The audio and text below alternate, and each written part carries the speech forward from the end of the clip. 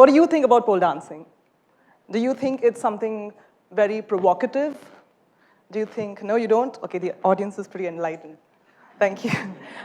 Do you think it is, does anyone think it's titillating and it's associated with a certain ambience with inebriated people? Because if that is the connection that you're making, then I need to tell you right from the start that that is not the connection I have with pole. It's very removed. Yeah?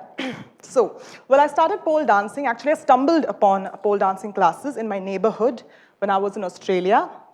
And I thought it would be very interesting because it's a novel and very exclusive thing to be doing. So I signed up for a class. Also, at that point of time, I was going through the premenstrual syndrome. We ladies here would know what it is. It's that feeling of edginess and irritability and feeling very low before your periods. So that's how I was feeling before I entered my class. Now, pole, along with being very novel and exclusive, is also very, very challenging.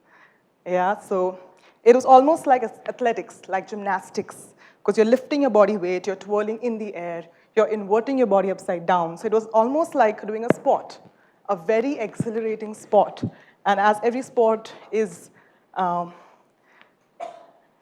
something which makes you happy in the sense it releases your endorphins, which are your happy hormones. That's exactly what pole did to me. It made me very happy.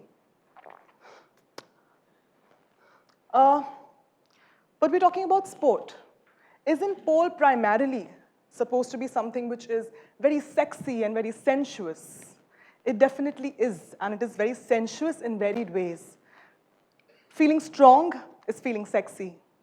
Feeling powerful is feeling very sexy.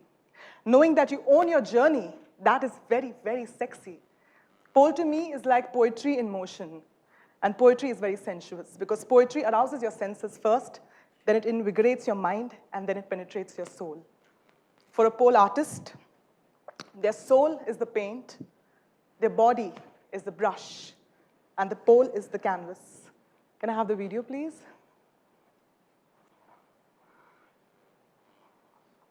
That's a little video of me performing.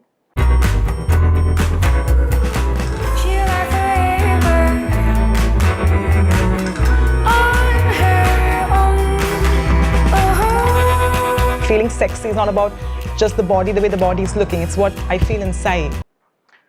So anybody can do that. There are no prerequisites for pole dancing.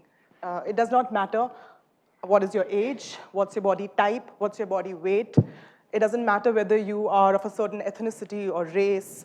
It doesn't matter what's your religion, what is your gender, right? Nothing matters. What matters is your spirit. When you're poling, you're basically dealing with a metal rod. At that point of time, your only companion is your body. Because a metal rod is a metal rod. It's inanimate. It's the body which creates magic around that rod.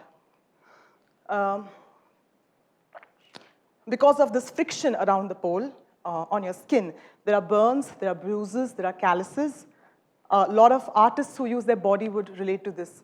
A lot of musicians have corns on their hands. A lot of dancers have corns on their bodies, like on their feet, those who dance bare feet.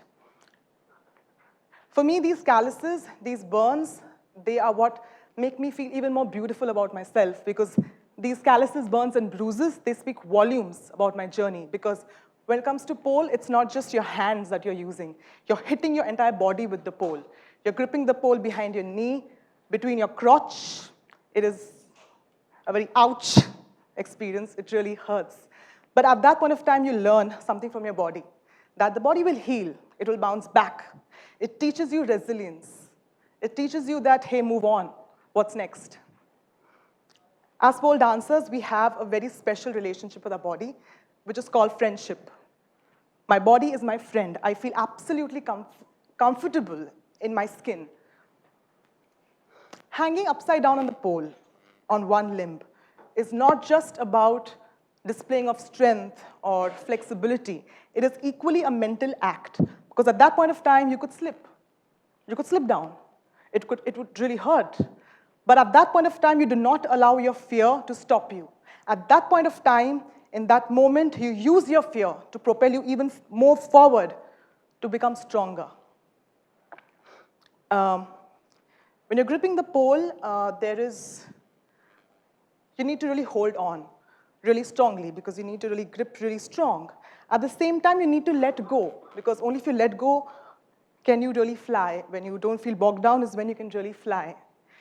In life, letting go is important because you need to let go of unnecessary luggage that you keep lugging around with you.